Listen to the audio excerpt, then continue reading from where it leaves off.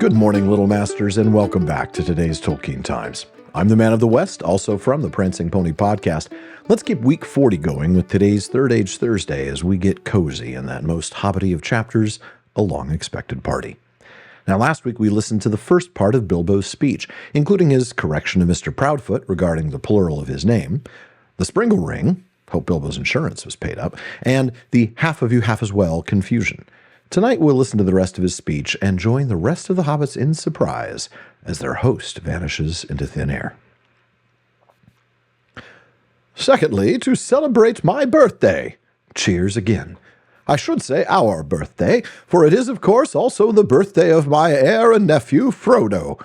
He comes of age and into his inheritance today. Some perfunctory clapping by the elders and some loud shouts of, "Frodo! Frodo! Jolly old Frodo!" from the juniors. The Sackville Bagginses scowled and wondered what was meant by coming into his inheritance.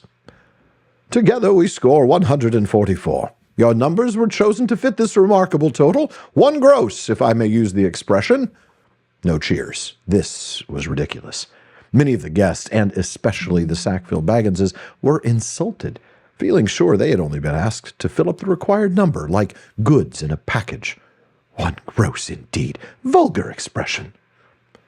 It is also, if I may be allowed to refer to ancient history, the anniversary of my arrival by barrel at Esgaroth on the Long Lake.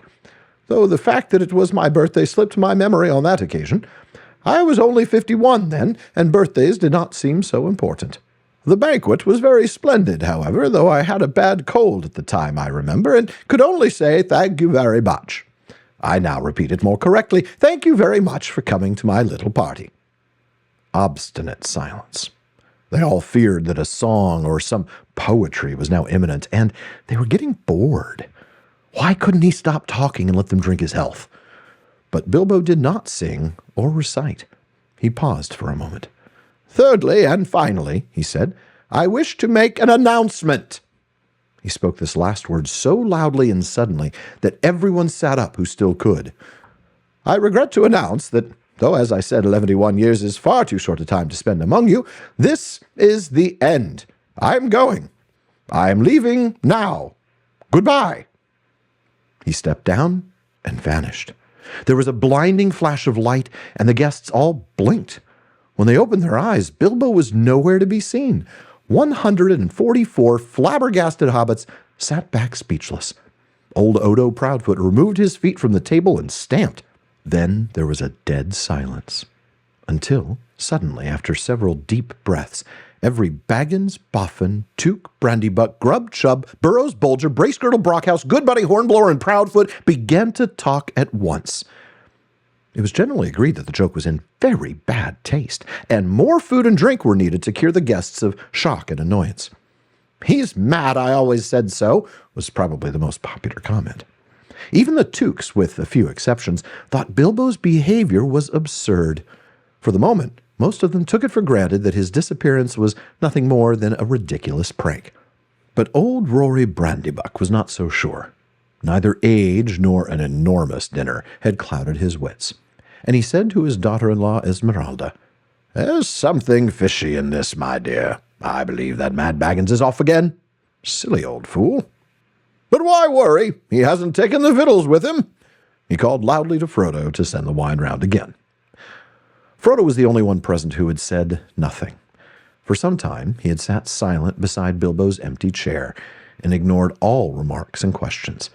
He had enjoyed the joke, of course, even though he had been in the know.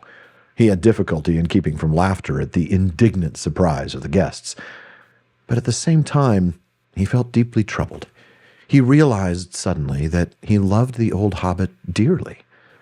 Most of the guests went on eating and drinking and discussing Bilbo Baggins' oddities past and present, but the Sackville Bagginses had already departed in wrath. Frodo did not want to have any more to do with the party. He gave orders for more wine to be served. Then he got up and drained his own glass silently to the health of Bilbo and slipped out of the pavilion. Now, first, I want to go back to his comment at the end of last week's reading. I don't know half of you half as well as I should like, and I like less than half of you half as well as you deserve. It really is a compliment, folks. In the first half of the statement, he's pointing out that there are at least 72 people here in the party, half of 144, that he wishes he knew better. In the second half, he's admitting that there are 71 or fewer people here who he regrets not being more appreciative towards. Put this in the context of what we know is about to happen, right? He disappears and leaves the Shire, never to be seen by anyone in Hobbiton again. And it's clear. He's speaking from a place of regret and maybe even a little sorrow over time lost and relationships that never went where they should have gone. And now we get to the real reasons for this incredible party.